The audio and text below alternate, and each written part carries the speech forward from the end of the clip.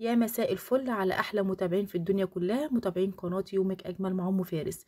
لو لسه اول مره تشوفيني ما تنسيش اللايك والاشتراك في القناه وتفعلوا الجرس علشان اي فيديو جديد ينزل لكم على طول. مامة صاصة اتصلت بيا وقالت لي يا ام فارس انا عايزه تورتايه. قلت لها ماشي تمام، عايزه يعني حاجه معينه او فينش معين.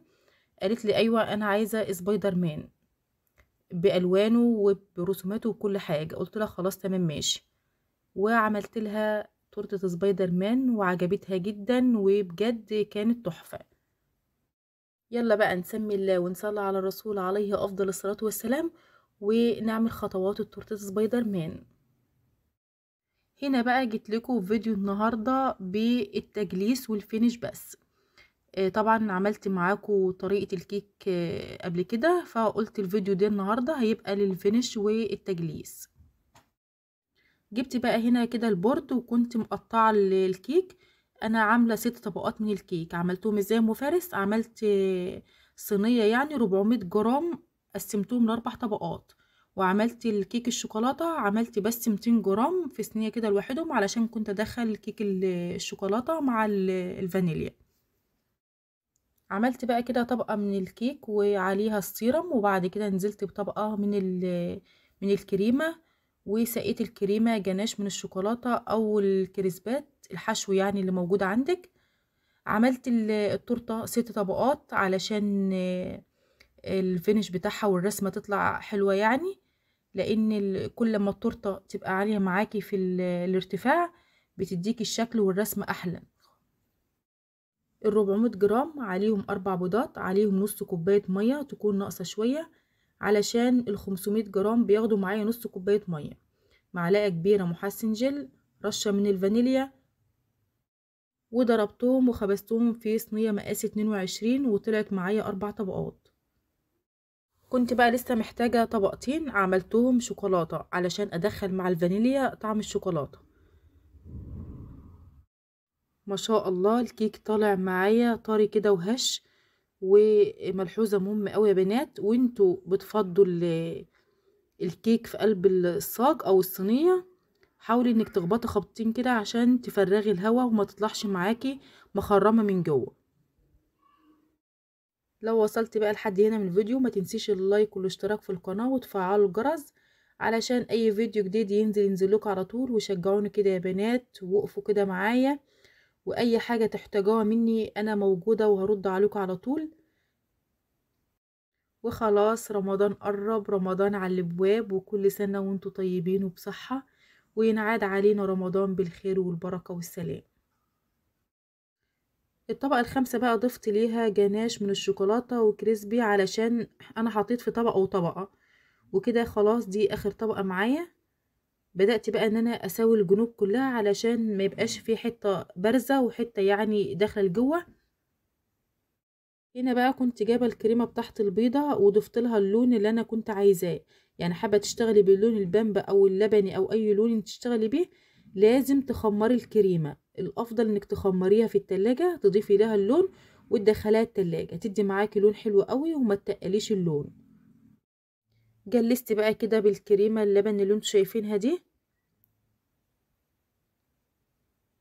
شايفين الكريمه عامله ازاي؟ يعني ما شاء الله عليها. بسوي اهو بقى علشان بشوف الحتة يعني اللي ما فيهاش كريمة بضيف لها عشان تطلع كلها متساوية. لفيت بقى كده البوردة علشان سطح الكريمة من فوق يبقى متساوي. انا بقى كنت محتاجة ان انا اساوي اخلي ملمسها ناعم جدا التورتة دي من بره. شايفين انا عملته ازاي؟ علشان اللون مش عايزة فيه اي لخبطة خالص، علشان الرسمة تطلع واضحة فيه. يعني كل اللي بيخاف من التجليس عايز دقة شوية وتكون ايدك خفيفة فيه، وهيطلع معاكي كويس بإذن الله. قسمت بقى كده التورتة لنصين اتنين. النص ده هعمله باللون الأحمر علشان تورتة سبايدر مان بيبقى نصها أحمر. هنا بقى متاح عندك تعملي اللون الأحمر ده بلون شوكولاتة بيضة ملوناها لون غذائي، أو كريمة بيضة ملوناها باللون الغذائي. أنا هنا استخدمت بقى الصوص الأحمر الفراولة. يعني حبيت اللون كده، وحبيت الصوص الفراولة احسن كمان من الشوكولاتة البيضة. وجيت في النص بقى بتاع العنكبوت ده عملته كده كريمة بيضة مخففاها شوية. برضو ممكن تعملي شوكولاتة بيضة، بس انا استخدمت هنا الكريمات البيضة والصوص الفراولة. جيت هنا بقى عملت رسمة الاول، رسمتها قبل ما اشتغل خالص في التزيين علشان اشتغل صح. بحب ارسم اي تورته يعني الاول الرسمه اللي انا عايزاها، وبعد كده امشي على الخطوط اللي انا عاملاها كده الرسمه تبقى مظبوطه كده. خلاص بقى كده بقى كنا بالليل متاخر، دخلتها بقى التلاجة وقلت بقى الصبح ان شاء الله هكمل بقى بقيه الفينش بتاعها. العميله بقى كانت طالبه ان انا اكتب اسم ابنها كده بالانجليزي وان هو عنده 4 سنين. هنا بقى ما كنتش حابة ان اكتب الاسم بالشوكولاتة، فضلت ان انا اكتبها بلون من الوان السبايدر مان، فلقيت اللون الاحمر مناسب جدا وهيكون ماشي مع لون التورتة. كتبت هابي بيرث داي بعجينة السكر، هابي بيرث داي صاصة. وطبعا اقول لكم على حاجة برضو حلوة قوي، سبب من اسباب نجاح التورت انك كنت بتستخدمي تورت الوان او تورت اطفال ما تضيفيش ليها اي شوكولاته خالص.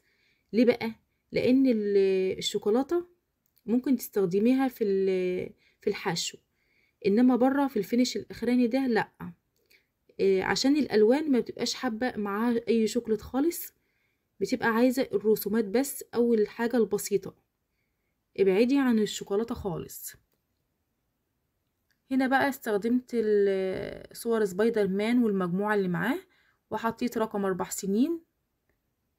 ايه رأيكم بقى؟ والله كده ما شاء الله خالص. جبت بقى كده مصاصات البرجر وضفتها كده. كان لسه فاضل عندي مصاصة كنت محتارة احطها فين، حطيتها في الجنب يعني.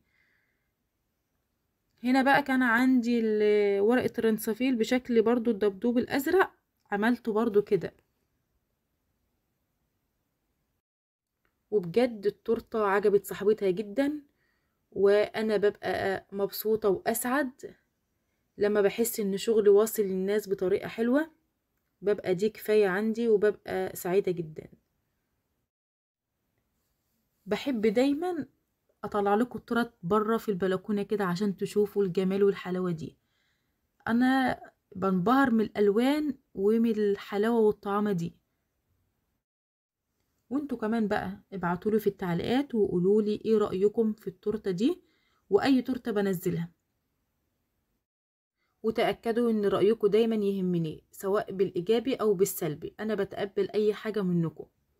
يا رب يكون فيديو النهاردة عجبكم، واستنوني في فيديو جديد من قناتي يومك اجمل مع ام فارس. وما تنسوش اللايك والاشتراك في القناة وتفعلوا زر الجرس علشان اي فيديو جديد ينزل لكم على طول. السلام عليكم ورحمة الله وبركاته. باي باي.